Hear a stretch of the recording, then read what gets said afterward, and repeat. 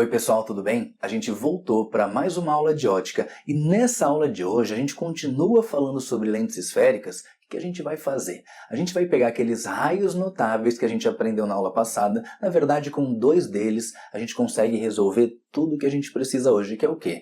Pegar a lente e colocar o objeto em várias posições em frente à lente e construir a imagem e, além disso, ver bem certinho quais são as propriedades da imagem, tá certo? Vamos lá então, vamos começar. Pessoal, só relembrando então que a gente aprendeu na aula passada que todo raio de luz que chega na lente, que incide paralelamente ao eixo principal, vai refratar passando pelo foco, que é o que a gente tem nas 2 imagens que você está vendo ali, ora passando de verdade pelo foco, porque a gente aprendeu que esse foco aqui era um foco real, ora só o prolongamento dela passando pelo foco, ou seja, esse foco é um foco virtual. Lembrando que a lente de bordos finos é uma lente convergente, a de bordos grossos é uma lente divergente. Claro que quando a gente não fala nada, a gente está considerando a situação tradicional, ou seja, o meio que está em volta é o ar, tá certo? Agora vamos relembrar o outro raio notável que a gente aprendeu. Dá uma olhada aqui comigo. A gente aprendeu que todo raio que incide, que chega na lente no centro óptico, segue sem sofrer desvio nenhum. Então lembra como é que era? Eu tenho um raio de luz vindo, ele vai passar no centro óptico e não vai desviar, seja qual for o tipo de lente. Agora, pessoal, a gente vai usar esses 2 raios notáveis que a gente acabou de relembrar. Olha, por que esses 2? Gente, pode ser qualquer um dos 4 que a gente aprendeu, mas esses 2 são os mais fáceis de usar.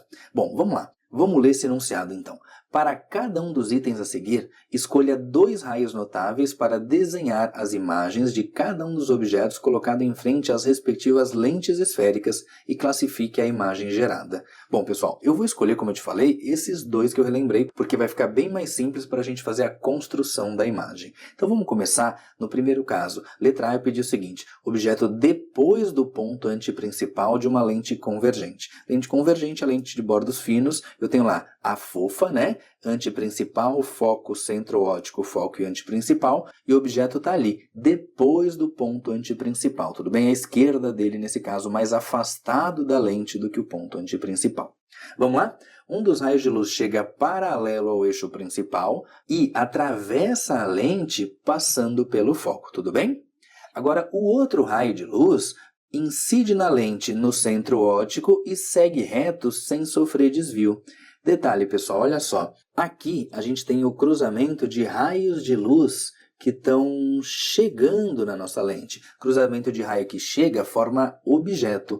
Agora a gente tem nesse ponto aqui o cruzamento de raios de luz que estão, olha só, saindo da nossa lente. E da mesma forma que cruzamento de raios que chegam formam objeto, cruzamento de raios que saem formam para a gente uma imagem. Vou colocar para vocês a imagem ali. Olha só, os pés do objeto estão sobre a linha, os pés da imagem estão sobre a linha. Que linha é essa? A do eixo principal. E a cabeça está onde os raios de luz se cruzam. Então, essa é a imagem formada, tudo bem? Pessoal, agora características dessa imagem que se formou ali. Olha só.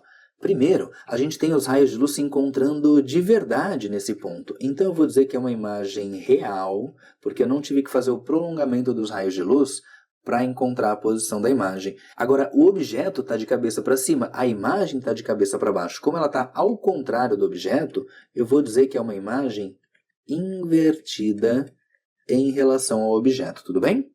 Em relação ao tamanho dela, você consegue contar que eu tenho 1, 2, 3 quadradinhos de altura para o objeto e para a imagem eu tenho um pouco menos do que 2 quadradinhos. Então ela é real, é invertida e é menor do que o objeto. Agora, pessoal, olha só, em que situação prática a gente tem uma imagem com essas características? Real, ou seja, é uma imagem que pode ser projetada em algum lugar, é uma imagem invertida e é uma imagem menor do que o objeto. Pessoal, a gente tem isso aí acontecendo, por exemplo, no nosso olho, onde a gente enxerga qualquer objeto e a gente consegue primeiro ver o objeto inteiro. Você olha para um elefante, você vê o elefante inteiro, mas você não pode ter uma retina, que é onde é projetada a imagem, do tamanho do elefante. Tem que ser projetada uma imagem bem pequenininha ali para ela caber dentro do teu olho. Mas a gente vai falar de detalhes da visão um pouquinho mais para frente. Outra situação que a gente tem também com isso é numa máquina fotográfica, onde a gente tem uma imagem sendo projetada no sensor ali digital. Mesma coisa quando você vai tirar uma foto com o teu celular, tudo bem? Você tem ali o quê? Uma foto sendo batida de um objeto e um sensor bem pequenininho onde a imagem vai ser projetada. Opa, Coelho, peraí, pelo que você falou então, essa lente está formando essa imagem aí, beleza, tá. Mas você falou agora do olho, de uma máquina fotográfica, então o nosso olho tem uma lente? Tem sim. Só que, pessoal, como eu falei agora há pouquinho, informações mais detalhadas sobre formação da imagem no nosso olho, como é que funciona a visão e tudo mais, a gente vai deixar para conversar um pouquinho mais para frente, tá bom? Vamos lá para o item B. Objeto sobre o ponto antiprincipal de uma lente convergente. Pessoal, dá uma olhada aqui, eu vou colocar primeiro o raio de luz que chega paralelo ao eixo principal, ele atravessa a lente e sai passando pelo foco. O outro é aquele raio de luz que chega pelo centro óptico e segue sem sofrer desvio. Onde os dois raios se encontram, eu tenho a formação da nossa imagem e a gente tem que saber ver bem direitinho as propriedades dessa imagem. Vamos lá, primeiro, ela é formada por raios de luz que se encontram de verdade, então eu vou dizer para vocês que é uma imagem real, eu não tive que fazer o prolongamento desses raios de luz, tudo bem? É uma imagem que pode ser projetada numa tela, no anteparo. Bom, seguindo. Além disso, a gente sabe que o objeto está de cabeça para cima e a imagem ficou de cabeça para baixo. Ou seja, é uma imagem real e invertida em relação ao objeto. Agora, percebe em relação à altura, o que a gente consegue concluir ali? No objeto, eu tenho ali 1, 2, 3 quadradinhos de altura. Na imagem, eu tenho 1, 2, 3 quadradinhos de altura. Então, a gente pode dizer que essa imagem é real, invertida e de mesmo tamanho, de mesma altura. Tudo bem? Seguindo, vamos dar uma olhada lá no item C. O item C diz o seguinte: o objeto entre o ponto antiprincipal e o foco de uma lente convergente. Está ali o objeto desenhado para vocês entre o antiprincipal e o foco. Vamos lá? O raio de luz chega na lente paralela ao eixo principal e atravessa a lente passando pelo foco. O outro raio de luz é aquele que chega no centro óptico e não desvia. Aonde os dois raios de luz que saem da lente se encontram, a gente tem a formação da nossa imagem. Então vamos ver bem certinho para essa imagem quais as propriedades que a gente tem. Primeiro, ela é formada por raios de luz que se encontram de verdade. Eu não precisei fazer um prolongamento. Então é uma imagem real, tudo bem? Detalhe, de novo, o objeto está de cabeça para cima e a imagem está de cabeça para baixo. Então é uma imagem real e invertida. E agora, em relação ao tamanho da imagem, é bem evidente que ela é bem maior do que o objeto. Então ela é real, invertida e maior, tá certo? Um exemplo que a gente tem de aplicação disso daqui é quando a gente usa, por exemplo, um projetor de slides. Muito comum em muitas salas de aula, quando você projeta uma imagem do computador numa tela. Essa imagem é uma imagem bem maior do que a que é formada dentro do projetor.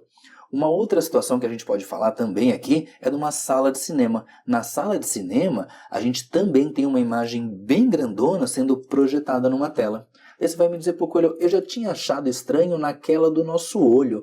Quando você colocou o objeto para cima, a imagem ficou de cabeça para baixo, mas a gente não enxerga invertido.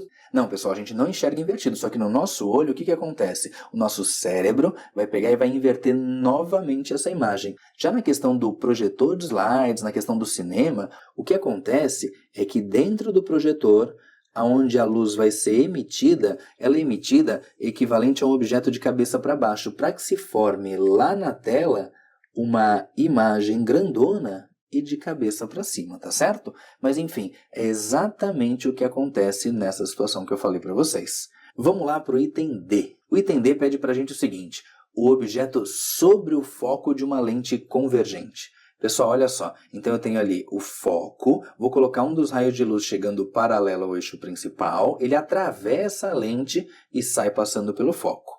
Agora, o outro raio de luz é aquele que chega no centro óptico sem sofrer desvio. Nesse caso, você percebe que os raios de luz que estão saindo da lente, eles estão saindo paralelos, ou seja, eles não se encontram, eles tendem a se encontrar no infinito, tudo bem? E aí a gente vai dizer que nesse caso a gente tem uma imagem imprópria. Pessoal, no caso de imagem imprópria, a gente não classifica ela como maior, menor, real, virtual, direita ou invertida. Simplesmente imagem imprópria, tá certo? E aí essa é a única classificação que a gente faz nesse caso. Pessoal, vamos lá para o item E. O objeto entre o foco e o centro óptico da lente convergente. Vamos lá? Então eu tenho aqui o raio de luz chegando paralelo ao eixo principal, ele atravessa a lente e passa pelo foco. O outro é um raio de luz que vai chegar passando no centro óptico e não vai sofrer desvio. Agora percebe uma coisa, esses dois raios de luz que estão saindo da lente, eles estão se afastando aqui para baixo, eles não vão se encontrar do lado de cá. Mas como eles não são paralelos, a gente sabe que é só prolongar os dois raios de luz lá para o outro lado que eles vão acabar se encontrando. E aonde esses dois prolongamentos se encontram, a gente tem ali a formação da nossa imagem, tudo bem? Agora vamos classificar essa imagem que a gente tem formada ali. Primeiro, ela é formada pelo prolongamento dos raios de luz. Eles não se encontram de verdade, eles virtualmente se encontrariam ali atrás. Por isso que é uma imagem virtual. Percebe que o objeto está de cabeça para cima e a imagem também está de cabeça para cima. Então, uma imagem virtual e direita em relação ao objeto. E detalhe, só de bater o olho na figura a gente percebe que a imagem ela é bem maior do que o objeto, tá certo? Então, essas são as propriedades da imagem quando a gente coloca o objeto entre o foco e o centro óptico. Pessoal, agora eu queria aproveitar para tirar uma conclusão com vocês que vale para esse caso do item E, vale para todos os casos anteriores e vale para o próximo caso também, que é o item F. Dá uma olhada para mim, por favor, no tamanho da imagem que se formou ali. Olha a altura dela. Agora, olha a altura do objeto. É nítido para vocês que a imagem é maior. Beleza, essa conclusão a gente já tinha tirado. Então vamos destacar aqui, ó, a imagem é maior que o objeto. Agora, se a gente for comparar a distância que cada um deles está da lente, olha só, a distância que o objeto está da lente é essa daqui, ó, que eu estou marcando para vocês. Agora, a distância que a imagem está da lente é essa daqui, tudo bem? Você percebeu que a imagem está mais longe da lente do que o objeto está da lente? E ela também é maior?